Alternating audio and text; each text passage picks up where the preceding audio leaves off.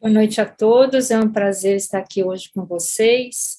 Inicialmente, eu gostaria de agradecer o apoio da Behringer, que tem permitido a realização dos encontros virtuais esse ano, e hoje eu, Jaquelina Otaracaque, diretora de Assuntos Científicos da SBPT e professora da Escola Paulista de Medicina da Unifesp, junto com a Deise Feliciano, acadêmica do 6º ano da Escola Paulista de Medicina Unifesp, e uma liderança do projeto Semear da escola, que é um projeto que visa apoiar os alunos com vulnerabilidade da escola e formá-los de forma humanística, né, e colocá-los para a sociedade, para retribuir para a sociedade, e a Flávia Fernandes, que é pneumologista do Distrito Federal, que faz parte da Comissão Jovens Lideranças da SBPT, que tem feito um trabalho fantástico junto com a gente na sociedade. Hoje a gente vai entrevistar e conversar com dois gigantes da medicina, né? Não só da medicina respiratória, mas da medicina, do ensino, da pesquisa.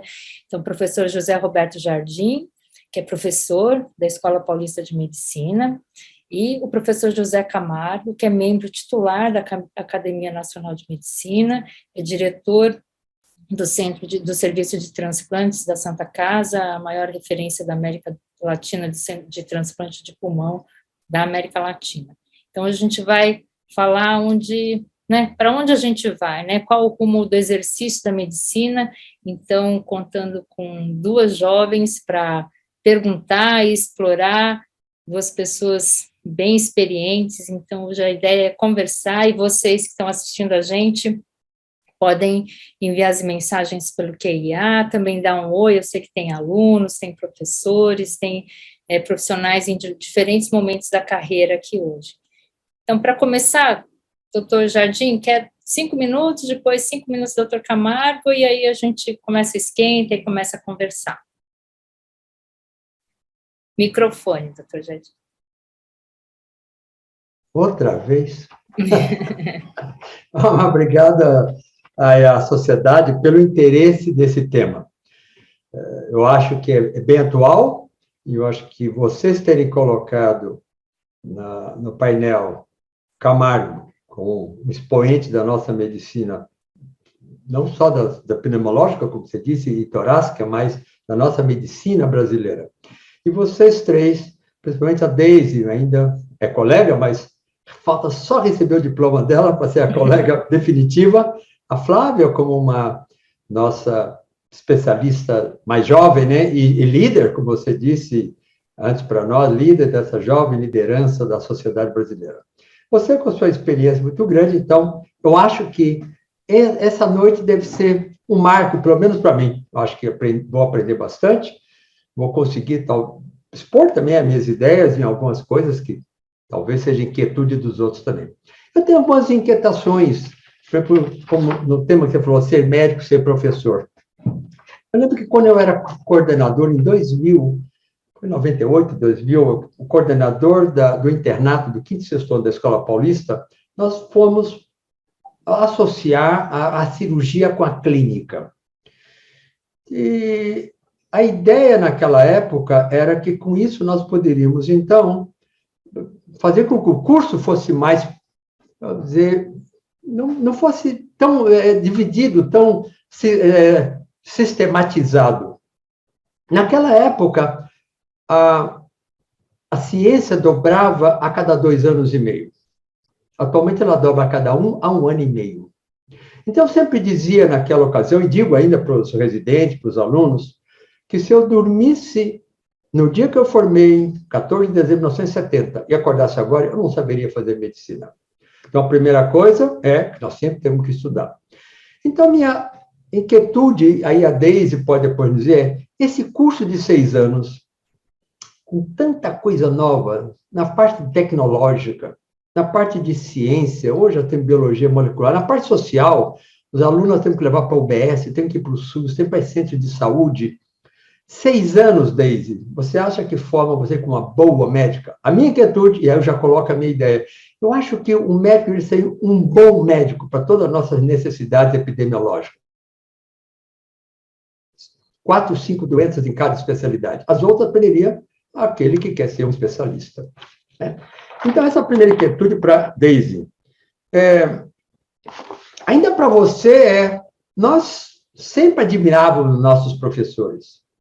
Tenho certeza que o Camargo tem lá o Nelson Porto e outros como aqueles líderes e aqueles professores que nós admiramos. Nós temos na Escola Paulista, muitos deles já faleceram, a maioria que foram meus professores. Então, por que nós tínhamos? Porque eles confiavam em nós, havia uma boa relação, um muito bom relacionamento médico-professor, e eu acho que o professor tem é fazer confiar no aluno. Eu sempre digo, quando eu dou aula para o aluno, seja do primeiro, seja do sexto ano, você já é meu colega, eu tenho que te respeitar. Agora, eu só necessito, para te chamar de meu colega definitivo, como eu falei para a Deise, você receber seu diploma, você já é o meu colega. Então, vamos nos respeitar, vamos confiar um no outro. Nós queremos que você saia daqui um bom médico. Então, a segunda inquietude que eu queria que a Deise conversasse conosco, como hoje eles olham os seus professores. Eu continuo olhando os alunos do mesmo modo. A minha opinião, há 52 anos, não muda. Aluno é o que o professor quer. Se eu for um bom professor, se eu me dedicar ao aluno, se ele ver que eu estou realmente interessado nele, eu tenho certeza, e eu tenho convicção disso há 52 anos, ele vai ser um ótimo aluno. Isso é a vida como ela é, né? A vida é uma via de duas mãos. Para a Flávia, eu tenho uma outra inquietude. Quando eu era diretor do ensino, há 8 anos atrás, na Sociedade Brasileira, houve uma necessidade de refazer o curso da residência, o programa da residência. O Conselho Nacional de Residência Médica nos solicitou, naquela época, 52 especialidades, que nós fizéssemos um novo programa, baseado em competências e habilidades. Isso foi feito com médicos mais jovens, com médicos, naquela ocasião, da minha idade, que eram os mais veteranos. Eu acho que ficou um bom programa. E eu não sei quantos cursos de pneumologia ou quantas residências de pneumologia realmente seguem essa diretriz daquela época. Competências e habilidades. O que vocês têm que saber e o que vocês têm que saber fazer. Então, a minha pergunta para você, e aí eu termino, você como jovem pneumologista, nós que temos esses cursos, essas residências médicas de pneumologia, como na Escola Paulista e outras tantas que tem, eram 30 e poucas no Brasil. Você saiu da pneumologia, da sua residência, achando que estava bem formada, sabendo aquilo que você tinha que saber para enfrentar essa nova vida como especialista. O nosso curso de residência ensina você a ser uma boa médica ao final dos seus 2 anos de residência. E com isso eu deixo, então, essas inquietudes para nós discutirmos. Obrigado, Jaque, pela oportunidade de novo. Excelente introdução, doutor Jardim. Doutor Camargo, quer fazer a sua fala inicial e a gente começa. O doutor Jardim pegou a gente, ele fez perguntas para a gente, Deise e Flávia. Doutor Camargo, quer introduzir? Eu acho que, certamente, a introdução feita pelo Jardim ela foi muito mais pontual, assim, em relação ao que nós esperamos do aluno, o que o aluno espera do professor, o que o paciente espera do médico, e o que o médico espera do médico. A parceria em medicina é uma coisa muito importante. Eu vou fazer uma introdução observando uma coisa mais genérica, que é o quanto a medicina avançou nos últimos 50 anos. Na verdade, isso foi mais do que em toda a história da humanidade. Quem dá uma olhada retrospectiva na nossa história médica, a gente descobre que entre os grandes eventos, as grandes descobertas, frequentemente permearam décadas, às vezes um século. De repente, em 50 anos, avançamos com uma velocidade tamanha que, como disse o Jardim, em várias áreas médicas, em um ano nós sabemos metade do que sabíamos e é possível se tornar um analfabeto funcional em qualquer ramo da medicina, com 2 ou 3 anos sem revisar nada que haja de novo. Isso é uma coisa que tem que ser festejada, é uma conquista inegavelmente importante da medicina. A nossa relação com a tecnologia se modificou muito. Se a gente olha para trás como é que eram as imagens que a gente tomava decisões, meu Deus, que coisas mais primitivas. Hoje nós viramos o paciente do avesso. O cirurgião, como eu, percebe claramente que nós raramente temos atualmente surpresas cirúrgicas. E se tivermos, só tem uma explicação. Nós estamos subutilizando os recursos tecnológicos. A questão que eu acho constrangedora é que, apesar de todos esses avanços, por que os pacientes não nos percebem melhores?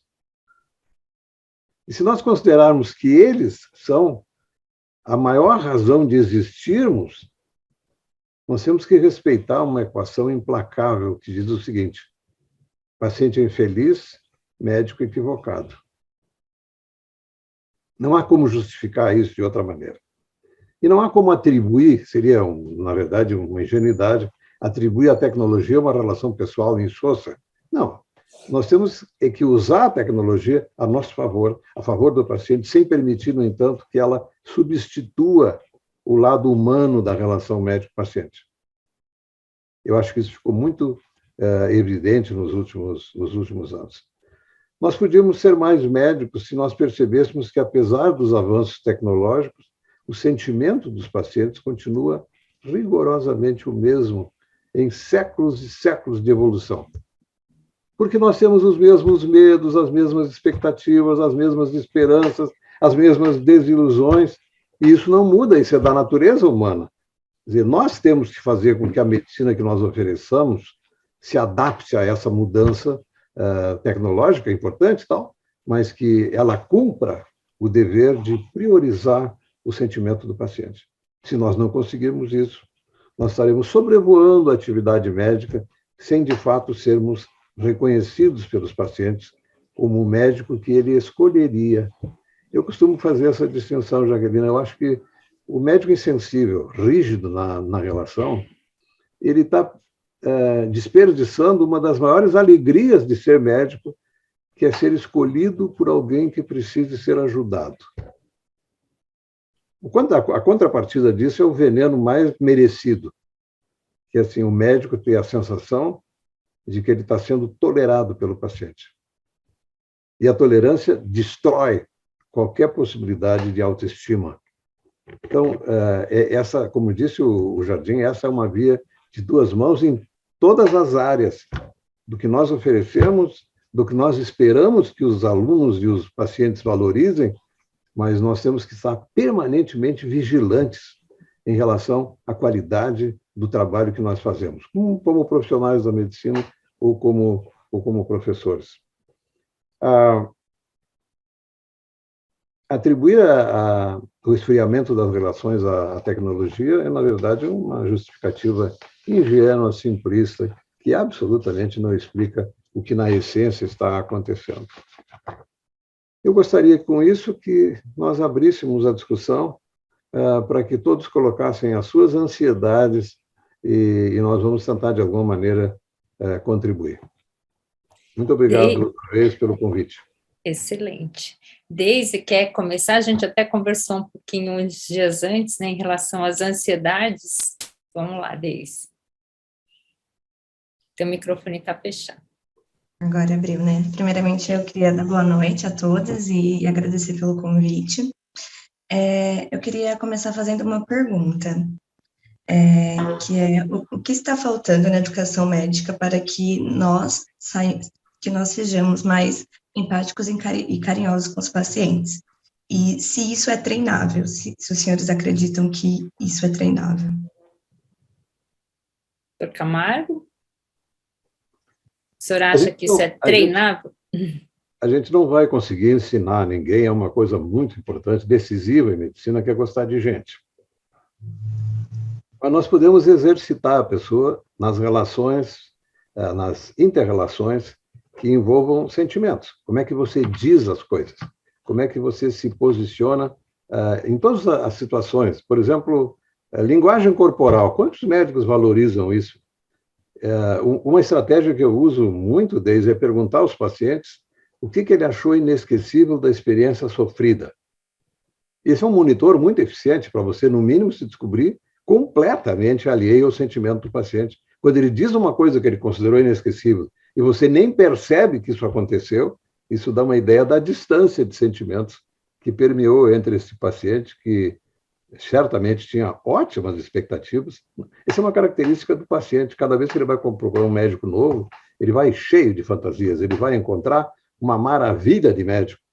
E eu digo isso para os meus residentes. Quando você senta no ambulatório para atender um grupo de pacientes, pense no seguinte: esses pacientes esperaram muito para marcar a consulta, acordaram mais cedo para conseguir a ficha, estão lá visivelmente preparados para o encontro, banho tomado, cheirosos, a melhor roupa simples que eles têm, e até planejando um tempo que o médico precisa para dar as explicações. Se ele sentar e no primeiro minuto ele perceber que do outro lado da mesa tem uma pessoa, por exemplo, com pressa. A pressa é a forma mais grosseira de desconsideração, não só em medicina, em qualquer relação, né? Se você perceber que o seu médico está apressado, qual é a mensagem que ele está dando?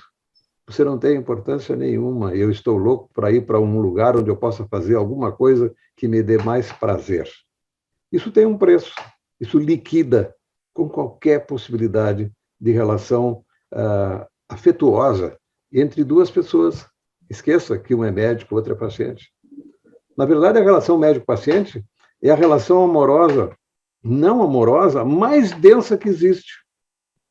Se dão conta disso? Por que nós somos especiais sendo médicos? Nós conhecemos pessoas intensamente, em poucos dias de convívio.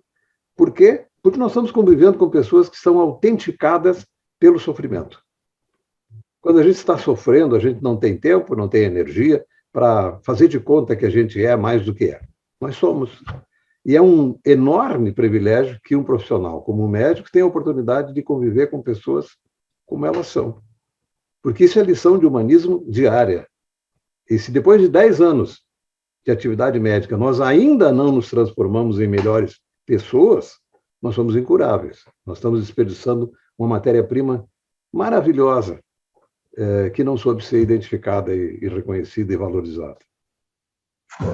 Mas eu acho que a gente pode ensinar, sim. E eu coloco os alunos naquele grupo que é espontaneamente afetivo, o segundo grupo que pode se tornar uma pessoa mais generosa do que originalmente é, e os incuráveis. Os incuráveis são isso, eles são incuráveis. O que nós podemos fazer? Não há nada que nós possamos fazer para transformá-los em pessoas mais dóceis, mais carinhosas. Não, isso é impossível. Mas nós podemos aconselhá-los a fazer atividade médica que não se exponha ao contato com o paciente. É possível ser um ótimo patologista, ser um radiologista, que são pessoas imprescindíveis em qualquer atividade médica, mas não se expõe ao contato com o paciente. E no máximo da inabilidade, ele ainda poderá ser legista. Eu sempre que um paciente me diz, doutor, desculpe, eu não sei se eu posso lhe ligar, eu não gostaria de lhe incomodar, eu sempre digo isso. Se eu fosse, como médico, preocupado em não ser incomodado, eu teria sido um excelente legista. O paciente já morreu, a família já se habitou o que aconteceu, de modo que, entende a variedade de alternativas que nós temos, mas nós jamais podemos estimular ou permitir que alguém, sem sentimentos, rígido de afeto, se exponha ao contato de quem está precisando exatamente disso. Tem uma frase, Deise, que eu acho maravilhosa, de um psiquiatra carioca, o Hélio Pellegrino. Ele dizia o seguinte, que nós adoecemos por falta de relações humanas mais sólidas. E que quando você, como médico, lhe dá a neutralidade e a impessoalidade, você está lhe dando exatamente o que lhe provocou a doença. E que a função do médico é promover o encontro. E não há encontro que seja impessoal. Impessoal é o desencontro. Eu acho essa frase emblemática. Se você quer ter uma relação médico-paciente sólida, que te traga a gratificação, você tem que ser aquele que está do lado do paciente, qualquer que seja a situação. E se ele perceber isso, ele vai ficar fiel, um grande marqueteiro do médico. Aliás, eu acho uma bobagem a juventude atual achar que a gente fica famoso na mídia, na rede social. O maior marqueteiro que existe é o paciente bem cuidado e que saiu do atendimento agradecido. Excelente, perfeito. Flávia? Posso acrescentar? Claro. Olha, tem várias perguntas aqui entrando também. Então eu vou ser rápido. Não, mas está ótimo. Tudo que eu deveria falar, o Camargo já falou. Nós formamos, acho que na mesma época, pensamos do mesmo modo, acho que isso que nos deu tão bem. Mas a Deise fez uma pergunta muito interessante. Isso é ensinável? É treinável?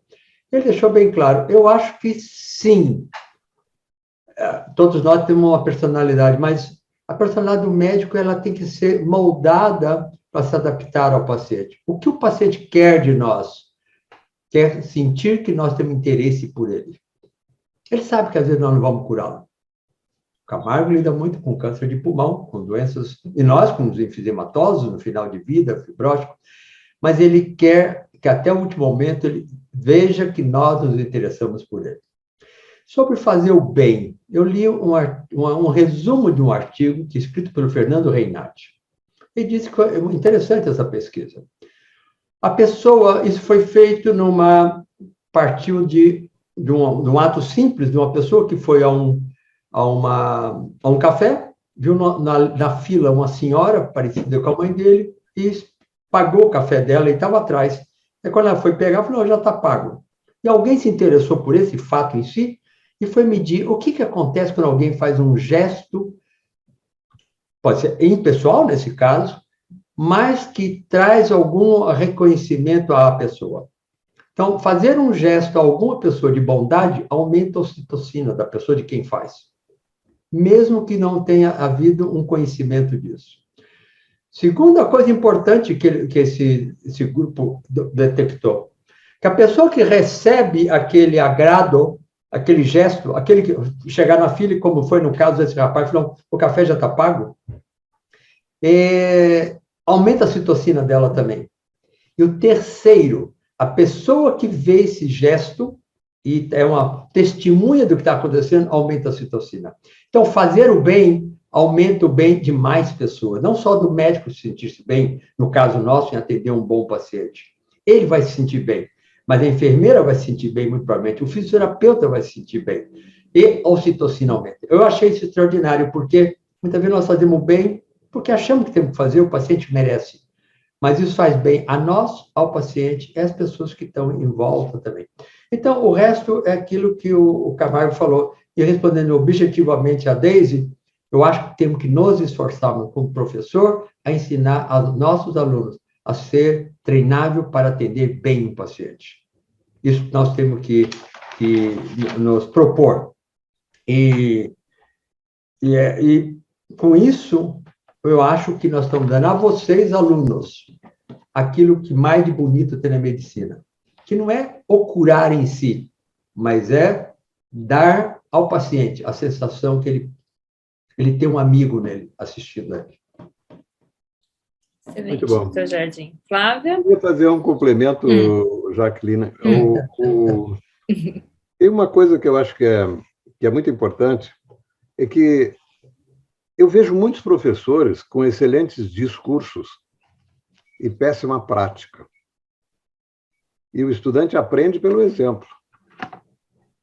Aquele discurso parecerá exatamente o oposto do que está sendo dito, se alguma vez o aluno percebeu que o professor não olha para o paciente, ou chega num grupo para discutir o caso do paciente, não cumprimenta, não pede licença para levantar o lençol para examinar. Essas exigências básicas de relação humana, que quando são atropeladas, isso é uma marca definitiva na formação daquele jovem. Eu acho que essas coisas são realmente importantes. Concordo perfeitamente. Flávia? Boa noite a todos os participantes, aos panelistas. É uma honra o convite e estar do lado de pessoas de tão grande envergadura aqui. E eu fico muito feliz de poder contribuir um pouquinho para esse debate. Eu vou começar respondendo o Dr. Jardim, que perguntou sobre como eu vejo qual foi a minha experiência como formação na residência médica. E eu posso falar que a minha experiência foi excelente. É lógico, existem gaps em todas as residências? Existem. Os serviços vão ter especialidades, entre aspas, vão ter serviços que vão ser mais voltados para uma coisa do que para outra, é natural. mas eu considero que minha residência foi muito boa. E eu vejo, e hoje na sociedade existe essa preocupação de tentar fazer com que todos os residentes tenham acesso ao que a gente considera de experiências mínimas, né? Então, nós tivemos agora no Curso Nacional de Atualização o primeiro SBPT Acoli, que foi uma experiência muito legal, e que teve por objetivo exatamente tentar dar a todos os residentes, uniformizar um pouco o acesso a algumas coisas que são um pouco mais difíceis. A gente tem todos os serviços, hospitais maiores, hospitais menores, mais acesso a pacientes de doenças raras ou não. Uma coisa, porém, que eu acho que vocês começaram e que eu acho que faz muita falta, tanto no processo de educação médica na faculdade como na residência, é essa questão de formar profissionais que sejam capazes de atender os pacientes e de se envolver com os pacientes e de se sensibilizar com o sofrimento do outro. Vocês estavam falando e eu pensando, né, que a minha formação na faculdade, a minha formação na residência foi assim, a minha formação familiar também já foi assim, eu tenho exemplos em casa, então para mim é um pouco mais fácil nesse aspecto, mas que eu imagino o quanto deve ser difícil para um jovem que acabou de terminar a residência, começar a atender, então, seja no SUS ou seja no ambulatório privado, com necessidade de atender demanda. E o tempo ser estreito para cada paciente, ele se sentir preso naquela situação. Eu resolvi o meu problema, assim, hoje eu já não tenho mais tanta dificuldade com isso. Acho que um pouco de experiência ajuda também. Mas para ter uma ideia, hoje na rede pública, lá em Brasília, num ambulatório de especialidade geral, eu tenho que atender 12 pacientes em 5 horas, o que é um tanto grande de pacientes, sendo que são 8 de primeira vez. Então, eu queria que vocês contassem um pouquinho da experiência de vocês, de como a gente pode atender bem um paciente, tendo algumas restrições de tempo, igual é a realidade hoje no serviço público. Olá, Camargo. Eu vou só, daí a gente pode tentar responder outras, mas essa pergunta a Deise tinha me feito antes também, mas tem uma pergunta do Ricardo, que é um outro entusiasta pelo ensino e pela medicina, e do Oliver também, né, do Ricardo, parabeniza a todos, mas como vocês veem o impacto do atendimento médico diante do fato dos pacientes virem já com muita informação sobre a doença por meio de sites de internet? E o Oliver levanta também, né, o número grande de faculdades de medicina, o ensino médico virou um comércio, se isso não pode influenciar de forma negativa a relação com os pacientes. A professora Deise da Imátula, da escola, também fala que os algoritmos com certeza vão ajudar-nos, né, nas tomadas de decisão com mais eficiência, menos erro, mas ser médico talvez seja uma outra coisa. A doença é uma experiência do paciente, o que mais importa para ele é como auxiliamos e passar por ela. Então, como que a gente... respondendo a Flávia e a Deise, que tinha me feito essa pergunta, como é que a gente faz esse atendimento com qualidade técnica e humana quando você tem que atender 12 pacientes em 5 horas? Como é que todos nós fizemos isso no início de carreira, o que vocês acham? Doutor Jardim, doutor Camargo? Eu acho que uma coisa importante, Jaqueline, é que a gente tem que fazer o que podemos fazer no tempo que fazemos da melhor maneira possível. Porque a coisa mais clara na minha cabeça é o quanto as pessoas, pressionadas pelo tempo, pelo gestor, pela meta a ser cumprida, ele transfere a culpa toda para o sistema e deixa de fazer o que ele pode fazer. Quer ser carinhoso no tempo que lhe reste. Eu vou te contar um episódio que para mim foi marcante. Eu tenho observado o quanto é previsível a facilidade ou a dificuldade que o recém-egresso da residência terá no enfrentamento da vida médica. Pelo jeito que ele se relaciona com o paciente do SUS, pelo ambulatório que ele atende, como é que se relaciona com os colegas. E eu raramente erro quando eu vejo alguém dizer, esse vai ser um sucesso e tal. O meu modelo chama Paulinho Zanoni. Paulinho Zanoni é hoje um cirurgião festejado em Joinville, em Santa Catarina. Mas o Paulinho era diferente de quase todos, porque ele fazia o seguinte: quando ele voltava do ambulatório, os outros colegas ficavam esperando porque ele trazia uma sacola de presentes. Nenhum paciente consultava com ele, tinha que trazer alguma coisa. Quer dizer, tinha alguma coisa especial nesse atendimento.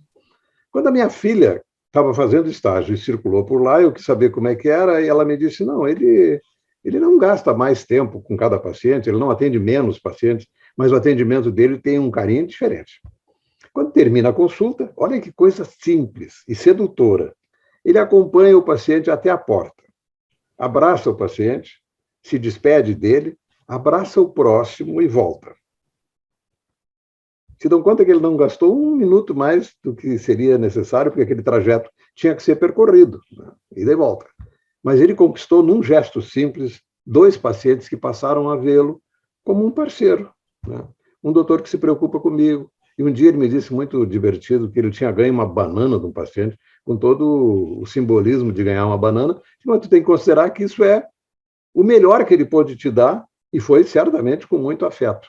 Mas essas coisas, essa é a matriz médica que nós não podemos mexer. E nós tínhamos que torcer que a quantidade de Paulinhos Anônimos fosse a maioria, não é.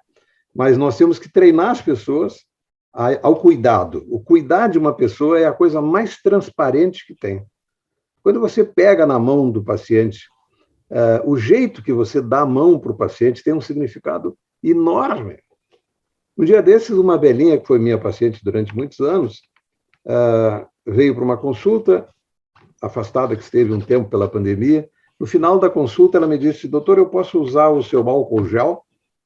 Claro, botou o álcool gel na mão. E agora eu posso pôr um pouco do álcool na sua mão? Pôs na minha mão, esfreguei a mão, e aí ela me disse uma coisa que eu achei um doce, né? Agora que nós estamos bem limpinhos, será que a gente não podia ficar um pouco de mãos dadas? Não, maravilha isso.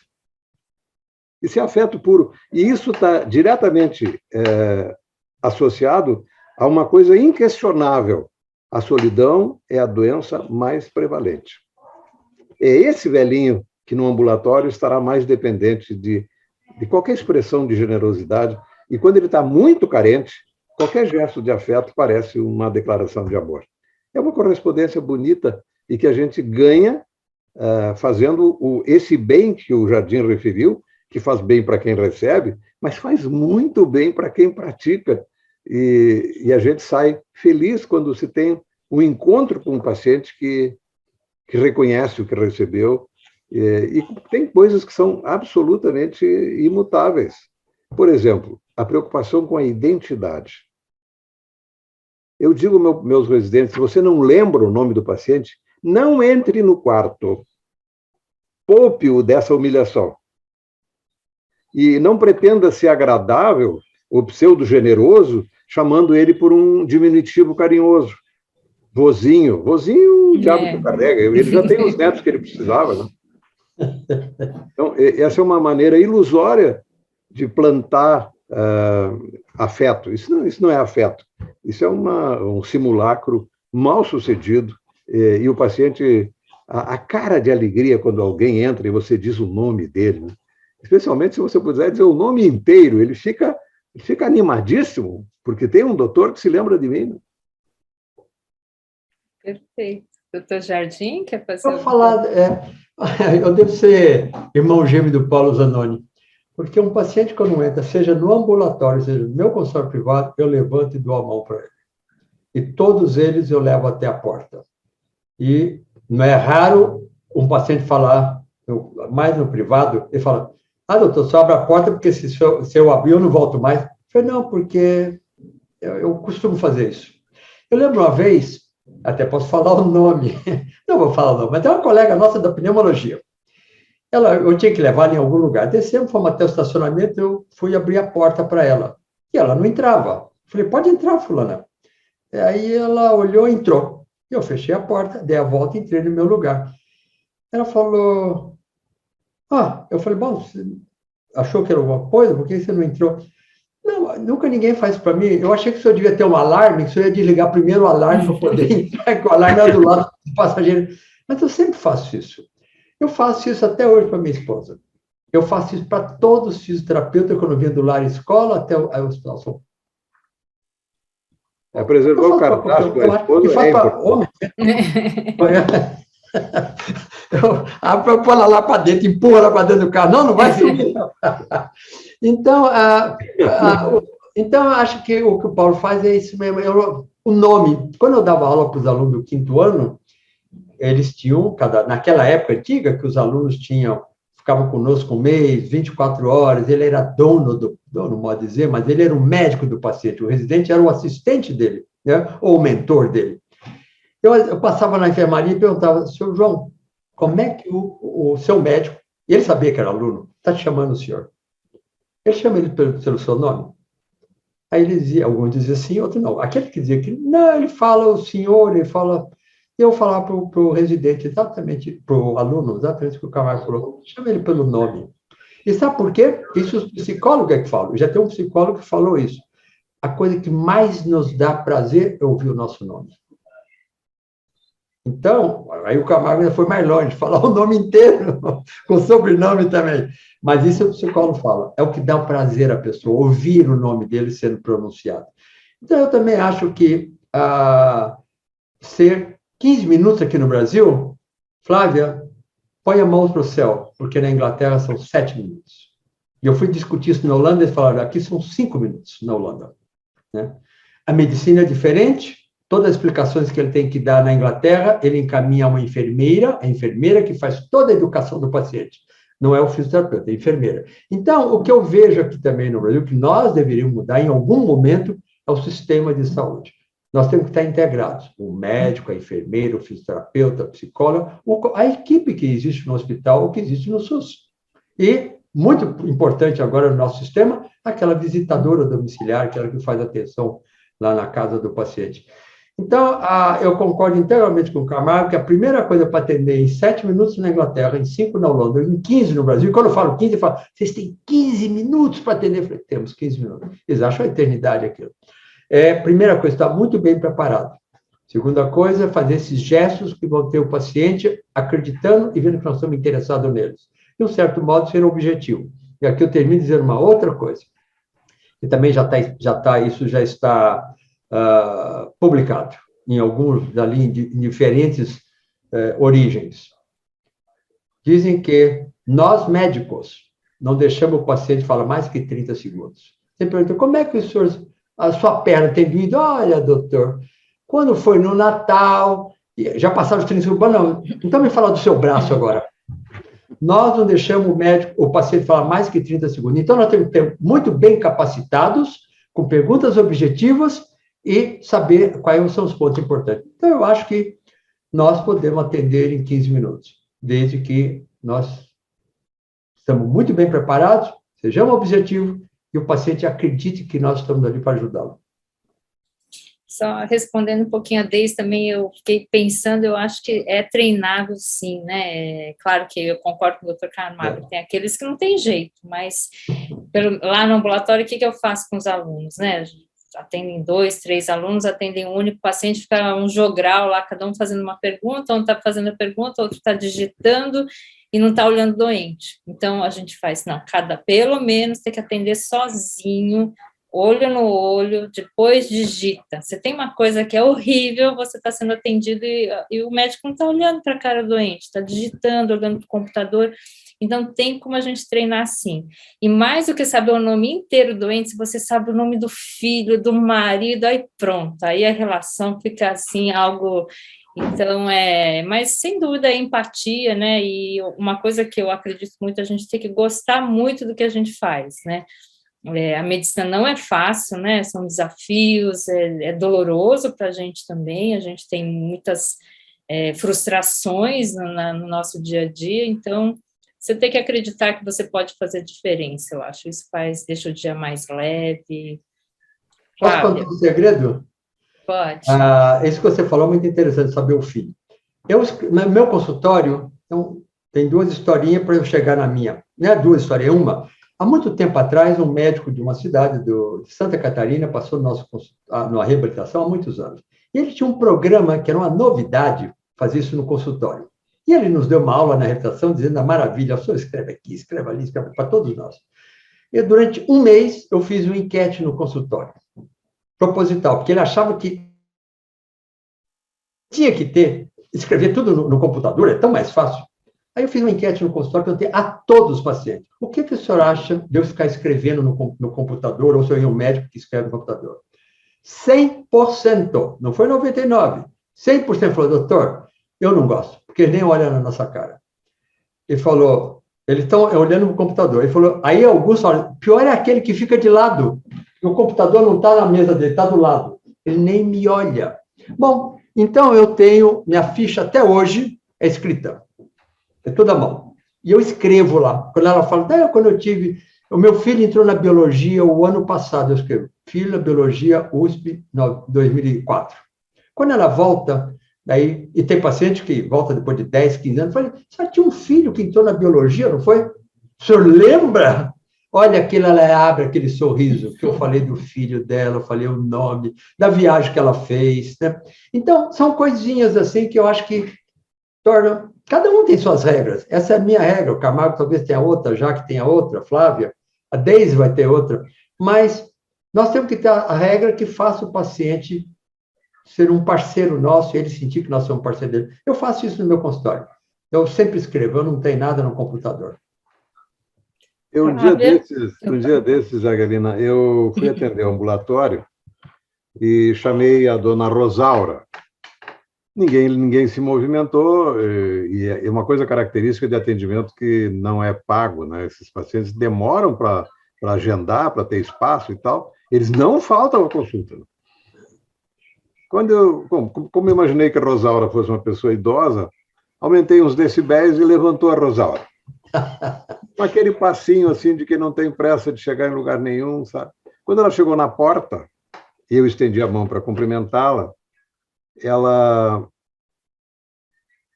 me deu a mão e eu fiquei encantado com a maciez da mão. Os velhos, muito velhos, têm a pele da mão muito macia. E aí, metade porque eu me apaixonei pela mão, metade porque eu queria que ela chegasse mais rápido na minha sala, nós fomos de mãos dadas. Quando nós sentamos lá, eu disse, e daí, o que eu posso fazer para lhe ajudar? Foi uma conversa maravilhosa. Ela me disse, doutor, a primeira coisa que eu queria lhe pedir é que o senhor não ficasse bravo comigo, porque eu não tenho doença nenhuma. Eu gosto das coisas que o senhor escreve no jornal e eu queria vir aqui conversar com o senhor. E, além disso, olha que observação ela fez. Lá fora, tem duas mulheres muito mais jovens que eu, que também não têm doença nenhuma. Já entregou as parceiras. Conversamos, uma conversa maravilhosa, dessas velhinhas que tive com vontade de roubar e levar para casa, né? E quando ela ia sair, ela disse, doutor, eu queria lhe pedir uma coisa, será que eu podia sair pela porta que eu entrei? Eu disse, mas por que isso? Disse, não, é que eu queria dizer para aquelas duas invejosas que estão lá, que desde que o Antenor morreu há 14 anos, eu nunca mais tinha andado de mãos dadas com ninguém.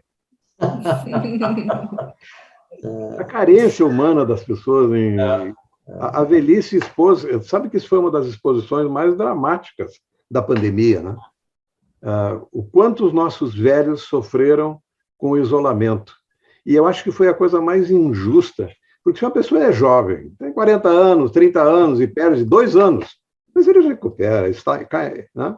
Liquida na conta. Mas se ele está vivendo os últimos semestres, porque é velhinho, isso é uma punição injusta, irresgatável. Eu acho uma coisa... Isso ficou muito evidente durante a pandemia, né? O quanto as pessoas estão solitárias, carentes de alguém que lhe faça uma coisa tão simples quanto andar de mãos dadas, né? Flávia? Eu só queria... Antes de tudo, eu quero falar que a minha ficha não é à mão, eu atendo no computador, mas eu desenvolvi muito cedo uma habilidade muito legal de digitar sem ter que olhar para o teclado ou para o computador. Então, não tenho esse problema, tá bom, doutor Jardim? E assim, só complementando sobre a questão de atendimento e rede de atendimento, eu concordo muito que a gente precisa, no futuro, repensar a forma como os atendimentos são feitos no SUS. Eu falo do SUS porque é o que está no alcance de todos nós, eu imagino. Eu acho que, na verdade, já deveríamos ter algo que, por exemplo, eu na atenção secundária, eu não tenho que me preocupar sempre, em checar toda a técnica inalatória do meu paciente, vou dar um exemplo, porque eu teria que ter a minha agente comunitária de saúde visitando esse paciente lá toda semana se ele não tivesse uma técnica inalatória adequada. Então, eu acho que isso é o futuro, porque, por exemplo, eu faço um ambulatório multidisciplinar de fibrose cística. Eu tenho a grata oportunidade de fazer um ambulatório com enfermeiro, com psicólogo, com farmacêutico, com nutricionista, com todo mundo. A gente atende junto, 9 pessoas, atendendo juntos. E aí que a gente vê como que eu consigo realmente, se eu tendo essa equipe toda, eu consigo atender um paciente com fibrose cística, que é uma coisa super grave, em 7 minutos. Porque eu vou ter a minha farmacêutica checando todos os remédios e ela vai me falar, olha, ela te falou que ela está usando o salbutamol em gotas e o aerosol, ela te falou que ela está usando isso desse jeito ou daquele, eu vou ter minha fisioterapeuta falando, olha, eu chequei aqui, ele não está com fluxo inspiratório muito bom, será que a gente não pode mudar o dispositivo? Eu vou ter minha nutricionista falando sobre dose de pancreatina e de suplementos e tudo mais. E eu acho que o SUS pode proporcionar isso para a gente. Não sempre, eu acho que vai depender, lógico, da gravidade de cada caso e da gravidade de cada doença e com que a gente tem de cada doença. Mas eu acho que a gente tem a oportunidade de viver isso no SUS. Faria a nossa vida mais fácil? Faria, mas mais importante do que isso, faria a vida do paciente muito, muito, muito melhor. Então, eu acho que o futuro daqui a alguns anos vai ser isso, se tudo der certo. Daisy? Oi, professora. Quer fazer alguma pergunta? Acho que por enquanto não, assim, mas eu posso responder as 2 perguntas que foram feitas também no início. Pode. Uhum. O professor Jardim, ele tinha perguntado se eu acho que os 6 anos foram suficientes para se formar bem, né? Bom, eu estou aqui faltando 5 meses, né? E eu tenho muitas inseguranças ainda, com certeza, principalmente, sei lá, em cenário de emergências, assim, mas eu acredito que uma coisa que eu aprendi bem na faculdade, com o exemplo dos meus professores, foi se preocupar com o paciente. Então, eu acredito que a residência que talvez vai consolidar a formação, mas eu acredito que a gente vai sair capaz, assim, de cuidar de alguém, porque a gente se preocupa, a gente consegue falar com outra pessoa, consegue ligar para alguém. Então, eu acho que, assim, talvez eu esteja errado, mas o fato de se preocupar com o paciente, pelo menos na minha pequena experiência, assim, acho que vai ser uma coisa super importante. E a outra pergunta que ele fez foi como que nós olhamos os nossos professores, né? Para mim, os professores que mais me marcaram, obviamente que quando um professor dá uma mega aula maravilhosa, isso é muito incrível, mas os professores que mais me marcaram foram os que mais me inspiraram e os que mais me inspiram, e muito mais pelo exemplo, nem tanto naquele momento que eu estava focada nele, mas foi isso que o professor falou agora há pouco, né? Você pedir licença para entrar no quarto do paciente, você ir dar uma notícia de um câncer para um paciente, pedir licença para ele. A gente vê um professor pedindo licença para sentar um pouquinho na cama, pegar na mão do paciente, falar para ele o diagnóstico, falar que está todo mundo ali junto. São as coisas que mais me inspiram, assim, então dá vontade de chegar em casa e falar, nossa, eu vou estudar bastante esse tema, não porque eu tive aquela aula, mas porque eu tive aquele momento. Eu sou um Camargo na vida, você vai falar isso em casa, né? Eu queria aproveitar esse momento para agradecer a Jaque, dizer que é uma grande inspiração para a gente na escola, principalmente no momento da pandemia, que foi muito difícil, e ela foi um exemplo, assim, incrível. Ela e muitos outros professores que nós temos na escola também, com certeza. Fica sabendo que ela não só inspira os mais jovens, como ela inspira os mais velhos pelo exemplo que ela vem plantando. Ela é assim. Então, pessoa para ser copiada. Isso não estava no script, mas... A ideia é surpreender. Mas eu acho que... Mas é muito interessante, né? Eu sempre falo para os alunos também, eu fui movida a inspirações, né? Sempre fui movida a inspirações, eu acho que a gente tem que ter humildade. Então, o professor Camargo sempre foi uma inspiração para mim, por ser um grande amigo de um grande professor meu, que foi o professor Vicente Forte, cirurgiões, 2 cirurgiões que me inspiraram. Eu, clínica, eles foram 2 grandes inspirações para mim. O Dr. Jardim é outro exemplo na escola, né, que é inquieto. E aí é curioso, outro dia, uma vez, alguém chegou para mim e deu a entender que eu já estava velha, que eu devia começar a pensar, a desacelerar, né, deixar espaço para os outros. Falei, nossa, será que já está na hora de eu parar, né? E aí, um dia, eu assisti uma palestra do professor Silvano Raia, 93 anos, um entusiasmo, assim, um entusiasmo. Ele falou que ele vai fazer xenotransplante, super lúcido, com entusiasmo. Eu falei, gente, eu não vou parar, eu vou trabalhar até os 93 anos, né? Então, a gente tem tantos exemplos, né? Eu acho que quem te deu esse conselho estava com medo da concorrência. Mas eu acho que a gente tem que... Mas outra coisa que eu falo para os alunos, nós somos movidos ao brilho dos olhos de vocês, né? A gente precisa de motivação também para ensinar, para batalhar, para as coisas melhorarem, mas tem tanta coisa, né, para a gente falar aqui que... Vou fazer uma pergunta para o Dr. Jardim e para o Dr. Camargo, né?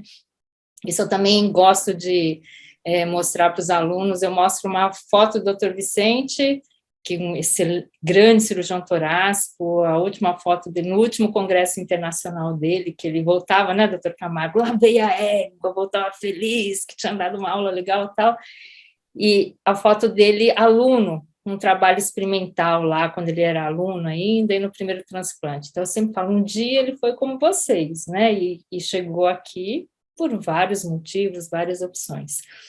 Mas quando a gente olha vocês dois, a gente acha que a vida de vocês foi perfeita, que vocês planejaram tudo, mas vocês tiveram frustrações? Compartilhem alguma frustração de vocês com os alunos, que é importante eles saberem que nem tudo é fácil, né? Vocês não chegaram assim, onde vocês estão, de um dia para o outro. Existe frustração?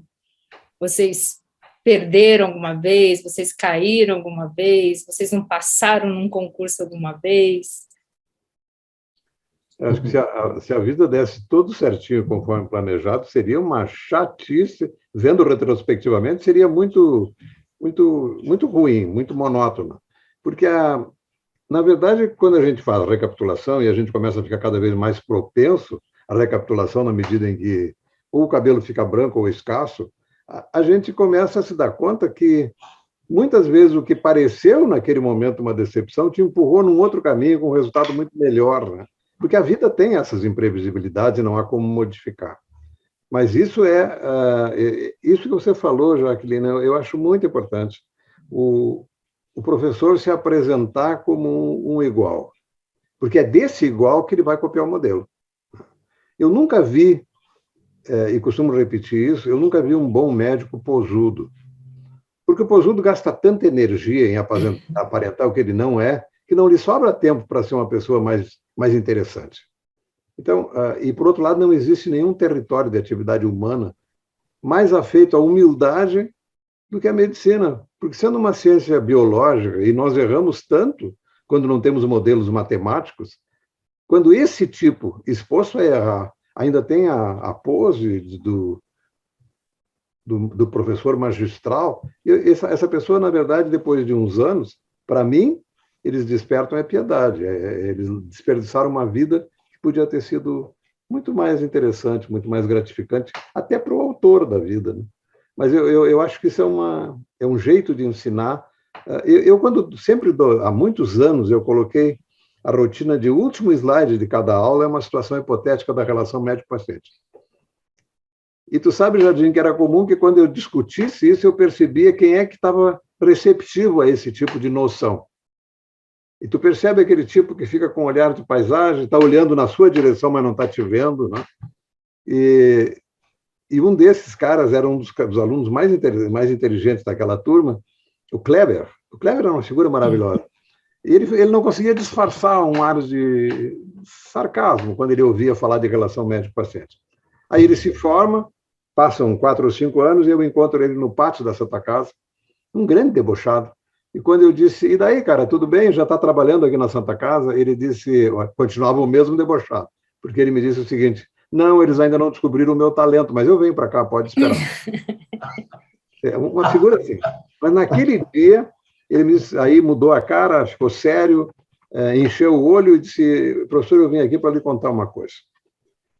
Muitas vezes, quando o senhor falava de relação médico-paciente, eu pensava comigo, quando eu for médico, eu não quero ser um frouxo que nem meu professor.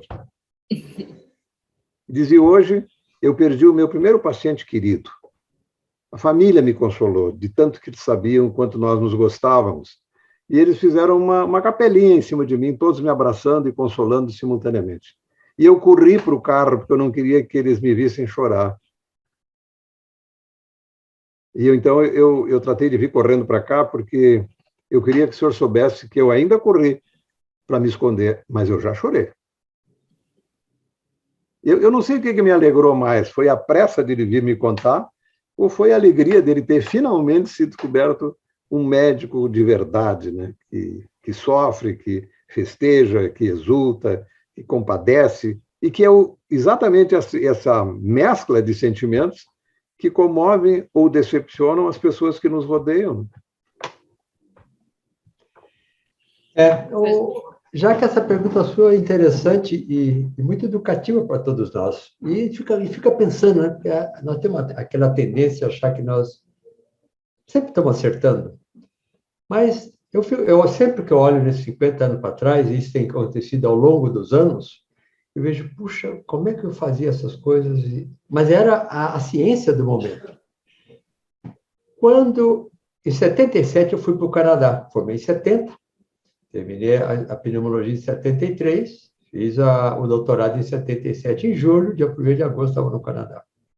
E fui ensinado, nós fomos ensinados naquela ocasião, que a última coisa a fazer com o paciente com DPOC é colocar ali ventilação mecânica, que não tem mais nada para fazer. Eu passei 2 anos no Canadá e o que o Peter Mackler me ensinou, a primeira coisa a fazer com o paciente com DPOC é colocar ele em ventilação mecânica. Descanse os músculos dele. Então, quando eu olho para trás, depois de um conhecimento, eu falo, puxa, aí eu fico frustrado, por que eu não sabia isso antes? Nós fomos ensinados, na nossa época, que o paciente com câncer de pulmão, nós tínhamos que dizer que ele tinha uma blastomicose. A gente nem falava blastomicose, falava, se você tem um fungo, precisa fazer um tratamento. E um paciente me ensinou isso muito, seu Júlio. Era um domingo, ele tinha câncer de pulmão, o Vicente Forte operou, e ele foi bem um tempo, depois começou a ficar ruim de novo, com muita dor, cheio de metástase. E Vicente e eu, porque nós fomos ensinados assim, aquilo era a vigência da época, não se fala ao paciente o que ele tem. O senhor Júlio, um dia, era domingo, estava almoçando, me telefonou a filha dele. Mas ele estava em casa já, cheio de dores, com catéter que ele mesmo instilava morfina nele para tirar as dores. E a filha dele, doutor, gente, se eu podia viver o papai hoje? Falei, posso, se ele precisar, eu vou, claro. Mas não é só conversar com ele e falar que doença ele tem. Falei, por quê? O que aconteceu? Ele sabe que vai morrer, ele sabe que tem câncer, ele sabe que nós sabemos que ele tem câncer, mas como o senhor nunca falou que ele tem câncer e não deu a autorização a ele para falar e discutir conosco que ele tem câncer de pulmão e que vai morrer, que está na fase final, nós não conversamos sobre isso. Mas ele pediu que o senhor viesse falar com ele. E sabe qual que era a preocupação dele? Que ele tinha que ter autorização do médico para conversar com a família, para discutir com a família o imposto de renda, um apartamento que ele comprou em Santos e que estava no nome de uma filha, e ele tinha 3. E eu fui lá, conversei com ele e disse, tentamos tudo, fizemos, só teve um período maravilhoso. Infelizmente, na medicina ainda não sabemos como avançar além de um certo ponto. Conversei com ele, infelizmente só tem, por mais que nós tenhamos feito, mais que nós temos feito para o senhor tem um câncer de pulmão. Aquele dia ele sentou com a família e explicou toda a parte financeira da família. Ele morreu 19 dias depois. Eu acho que isso é exatamente o que se repete em doenças graves, né? Eu recebi um paciente que na minha ficha estava professor de filosofia. Quando ele sentou, me entregou um catatal de exames e disse, Doutor, eu tenho a impressão que o caranguejo me pegou. E me entregou os exames e começou a chorar. Como eu não conseguia fazê-lo parar de chorar, eu contornei a mesa e sentei ao lado dele. E aí ele me ensinou uma lição importante. Quando eu mostrei na tomografia uma grande lesão, um grande tumor que ele tinha no pulmão, eu mostrei o tumor na tomografia e disse, é por aqui que nós vamos começar a tratá-lo. Ele fez um mar de surpresa e disse, mas então eu tenho tratamento. Esse é o grande problema da doença grave. A fantasia que o paciente tem de que, se ele tiver uma doença grave, não é só a gravidade da doença que vai levar à morte, é a certeza de que isso é sinônimo de solidão. Quando eu disse que nós vamos começar a tratá-lo por aqui, ele parou de chorar porque eu estava apontando no tumor o parceiro que eu pretendia ser. Ele morreu 11 meses depois, realmente não tinha nada curativo para fazer, e muito pouco antes da morte ele me disse, vocês foram maravilhosos comigo, mas o que eu nunca vou esquecer foi aquele gesto do primeiro encontro, que o senhor contornou a mesa e sentou ao meu lado, porque de repente a mesa parecia uma distância exagerada entre nós. É isso que a gente precisa quando está doente, e principalmente quando está doente de uma doença grave. A sensação de que nós não temos sozinhos, não estamos sozinhos. E eu acho que uma coisa muito importante para reforçar essa história do Jardim é a morte de Ivan Illich. A morte de Ivan Illich é um livro absolutamente indispensável para quem pretenda ser médico. É uma novela curta do Tolstói, em que ele discute essa situação. O paciente vê a doença avançar, os médicos só lhe falam, e a família só lhe não falam outra coisa que não seja mentira, porque é um erro muito grosseiro do médico persistir com o discurso estimulante, positivo, quando o paciente percebe no próprio corpo que ele está morrendo. O paciente que vai morrer sabe que vai morrer muito antes da gente imaginar que ele sabe. E o discurso entusiasta é uma ofensa para o paciente, é uma humilhação no sentido de que você não entende nada, isso que você pensa que é importante não é, mas ele sabe que ele está morrendo e ele não tem no médico ninguém com quem ele possa trocar realmente informações úteis. Eu acho que uma grande imagem para o paciente terminal é o muro. Nós passamos a vida toda médica dando notícias positivas. E são várias encruzilhadas, e nós somos o técnico treinado para orientar o paciente de qual é a melhor escolha. Mas quando ele está morrendo, ele chegou no muro, não tem mais escolha, o muro é tão alto que ele não consegue transpor, é tão longo que ele não consegue contornar. O que existe de simbolismo nisso? O muro significa que essa é uma etapa da vida que nós só podemos conversar dali para trás. É o tempo da retrospecção, da recapitulação e o tempo do perdão. Quando a pessoa morre sem nenhum conflito, ele morre em paz. Nós não vamos evitar que ele morra, mas nós vamos fazer com que ele viva o que lhe resta viver muito melhor do que viveria magoado, se sentindo culpado. E eu tenho várias histórias de pacientes que se sentiram confortados porque ligaram para o irmão que fazia 10 anos com que ele não falava, porque eles tinham brigado por uma coisa que ele nem lembrava mais. Isso é muito comum. As famílias são assim, as famílias rompem. O ódio entre pessoas que deviam se amar é sempre mais duradouro e mais ofensivo.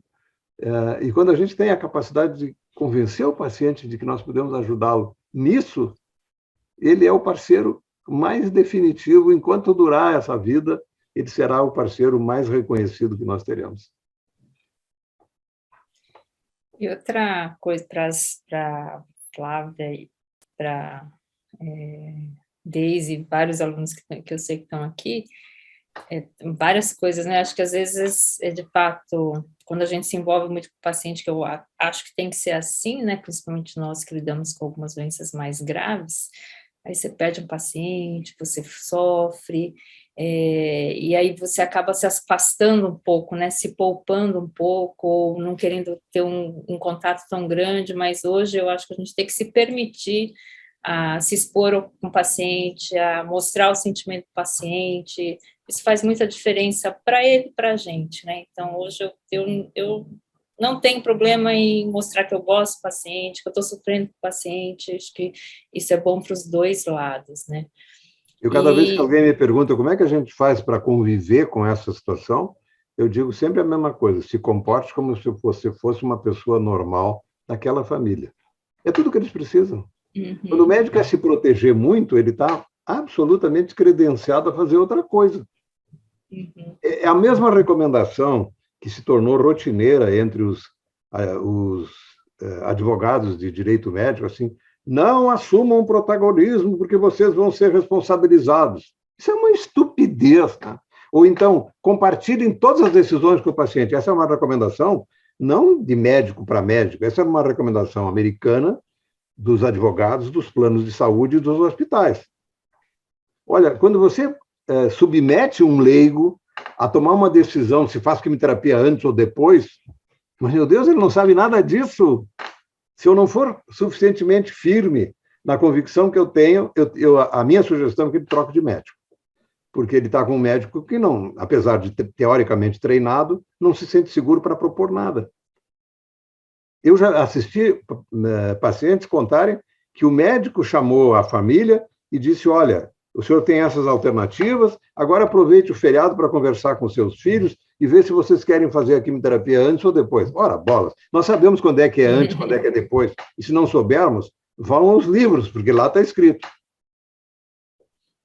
Tem essa medicina defensiva, né, que eu acho que o médico não traz para sua responsabilidade, né.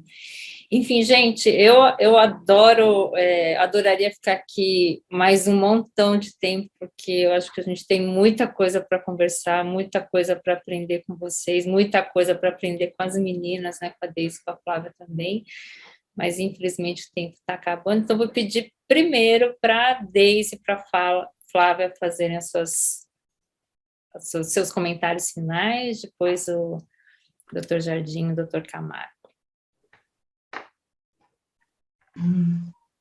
Deise? Pode ser a Flávia primeiro. Então vai lá, Flávia. Só agradecer, realmente, é um tema delicioso. Eu também ficaria aqui facilmente o resto da noite conversando, trocando experiência. Mas agradecer muito a oportunidade de ouvir a opinião de dois médicos que já têm uma carreira tão bonita e que tem tanto a ensinar para a gente. E a gente está à disposição para outras oportunidades dessas. Bom, de minha parte, nós ouvimos a palavra solidão várias vezes do Camargo. Isso é verdade. E eu vi duas perguntas relacionadas à telemedicina. Uma delas dizia: a telemedicina poderia ajudar na solidão? E a outra era mais médica, até acho que do Clístenes. Se nós conseguimos fazer medicina com a telemedicina. Antigamente nós fazíamos por telefone, né? Então eu acho que a telemedicina veio para nos ajudar. Ela ainda é imprescindível ter o contato pessoal com tudo aquilo que o Camargo falou e que eu também disse, que vocês têm experiência. O paciente precisa nos ver, nós vamos ver o paciente. O paciente precisa ver que nós pomos uma mão no ombro dele quando nós vamos despedir, ou como chamamos o nome dele. Mas a telemedicina veio nos ajudar, que é aquilo que nós fazíamos, volta daqui 3 meses, agora com o celular, ele põe a imagem dele, ele põe a nossa, e nós conversamos, e um está vendo o outro. E ver é importante, olhar as pessoas. Então, eu acho que a telemedicina veio para ajudar na parte científica e veio para ajudar nessa parte psíquica, que o Camargo colocou muitas vezes, está no livro dele, algumas vezes ele fala lá da solidão, né? Então, o médico, nós estamos discutindo o médico, a medicina do futuro, eu acho que sempre vai ser a mesma coisa.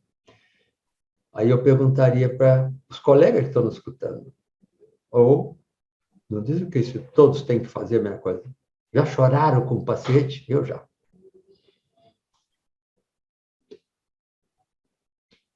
O paciente é um ser especial, um médico também. E chorar quando o paciente morre com a família não é uma vergonha. Uma coisa, como o Camargo disse no início, é uma profissão especial. Então, não é vergonha chorar com o médico. Como médico, com o paciente que nós perdemos. não deixa de ser uma frustração. Mas é uma alegria saber que o paciente recebeu tudo que ele deveria receber. E a Deise vai seguir nosso caminho. Eu já estou quase chorando com o senhor Obrigado, aqui. obrigado. Bom, eu também queria muito agradecer, assim, eu fiquei super um pouco Desculpa, nervosa. passei na sua frente. Adorei, gostei muito, foi uma experiência muito interessante.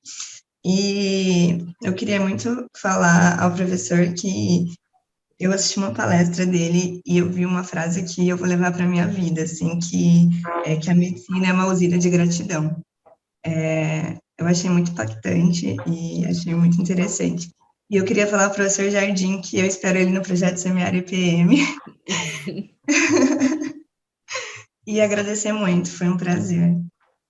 Obrigado. Excelente, Deise. Antes de passar a palavra para o doutor Camargo, eu queria falar tanto para a Deise e para a Flávia e o que elas representam, né? Eu acredito muito nessas ações associativas, atléticas, semear, voluntariado, centro acadêmico, algo que você faça não para você, fazer para o outro, né? Acho que isso é um treinamento, né? Isso treina você ter empatia do que aquele que só está estudando para ele. Quem vive o que vocês vivem, se dedicam a outras coisas, se dedicam a, né, faz diferença. Certamente vocês vão ser diferentes. Eu estimulo muito esse tipo de atividade, né? Talvez você não vá tão bem na prova como o outro foi, mas certamente você vai ser uma pessoa melhor lá na frente. Então, vocês estão de parabéns aí por esse início, né, já que eu admiro bastante. Doutor Camargo? Antes dele falar, lembrar que, quando nós falamos medicina e médico, eu sei que tem enfermeiro nos escutando, talvez fisioterapeuta, é a saúde, o profissional da saúde. Isso se aplica a enfermeiro, tudo que nós falamos se aplica, que hoje estamos falando do médico, mas se aplica ao enfermeiro, ao fisioterapeuta, ao psicólogo, a todos que estão na profissão de saúde. Esse mesmo despreendimento, esse mesmo tipo de comportamento é o que nós esperamos que todos tenham. Doutor Camargo? Obrigado, Jacqueline, mais uma vez, pela oportunidade. Fiquei muito feliz de ter a sensação de que nós vamos ampliar o Clube dos Chorões, o que eu me filiei muito precocemente na minha vida, eu choro muito. E tive um episódio que me ensinou uma coisa, que quantas pessoas valorizam isso. Eu tinha cuidado de um menininho de 10 anos que caiu de uma construção, fez 3 cirurgias em 48 horas por fratura de traqueia, ruptura de bronco, ruptura do baço, e ele nunca acordou. E eu cuidei dessa criança durante quase 2 semanas. Quando foi finalmente considerado de morte encefálica, e eu estava comovido com a dedicação e o sofrimento daquela mãe que não comia, não dormia, não tinha fome, não tinha sono, e ele era muito lindo, tinha uns olhos enormes, com uns cílios virados, aquela cara linda, atrapalhou muito das minhas madrugadas. Quando eu saí, a minha secretária disse que nós tínhamos 9 pacientes para atender. Como eu não tinha condição de atender ninguém, eu tive um impulso e pedi que eles passassem todos na minha sala. Ela de ver a cara deles, assim, a medicina deve ter avançado muito, vamos ter uma consulta coletiva, né? E aí eu disse isso, eu disse exatamente isso. Perdi uma criança, um paciente muito importante, e eu queria saber se vocês têm uma urgência que eu possa pedir para alguém atender, senão eu gostaria que vocês voltassem todos amanhã, porque agora eu preciso sair do hospital para chorar. Vocês não imaginam o que aconteceu naquela sala. As pessoas se abraçaram, se deram a todos, 9 desconhecidos, né? No dia seguinte, eles não só voltaram todos, como eles claramente estavam fiscalizando para ver se havia algum insensível que pudesse não ter percebido o drama do doutor. E, no fundo, o que a gente tinha mostrado, involuntariamente, que o médico, como qualquer pessoa, tem muitos dias na vida em que nós não temos nada melhor para fazer do que parar para chorar. Isso que a Deise comentou, de que a medicina é uma usina de gratidão, é uma grande verdade, uma grande verdade. E acho que a telemedicina, como chamou a atenção o Jardim, é importante. Só que a telemedicina, Jardim, do meu ponto de vista, tem um problema, que é a doença grave. Ela é um excelente método de segmento, foi ótima, maravilhosa na pandemia, mas ela não substitui a figura do médico. a presença do médico, por uma razão muito simples. Ninguém anunciado que tem uma doença grave se sentiria animado a abraçar um robô que lhe deu a notícia. Mas uma grande exigência dessa profissão, e a Jaqueline já comentou isso, ela é uma profissão para ser exercida por inteiro. Não dá para ser mais ou menos médico. Ela é exigente, mas se ela for cumprida no limite, ela é sim uma usina de gratidão. Mas para isso ela precisa ser cumprida com generosidade, com afeto, com carinho e com compaixão. Quando a gente conseguir reunir tudo isso num atendimento, nós seremos muito melhores pessoas, talvez até melhores do que conseguimos ser como médicos. Obrigado, Jaqueline, foi muito bom estar aqui. Excelente.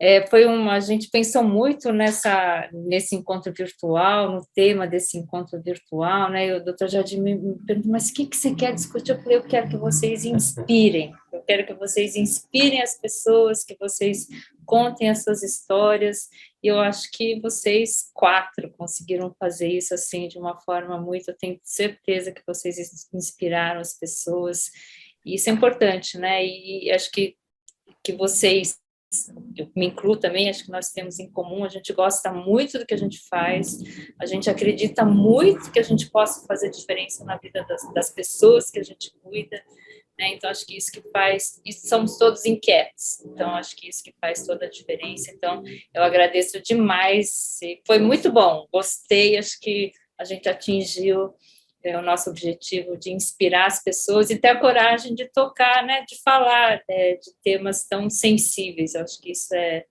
é muito importante. Então, muito obrigada, Dr. Camargo, Dr. Jardim, Deise, Flávia, muito obrigada, que a gente possa ter outras oportunidades para conversar mais e mais sobre isso, e presencialmente que vai ser muito mais gostoso. Obrigada. Boa noite, doutor Nery está aqui, um monte de gente presente. Obrigada também por prestigiar o nosso debate. Boa noite. Boa noite, Jaque. Obrigada. Boa noite. Boa noite. Obrigada, gente, foi ótimo.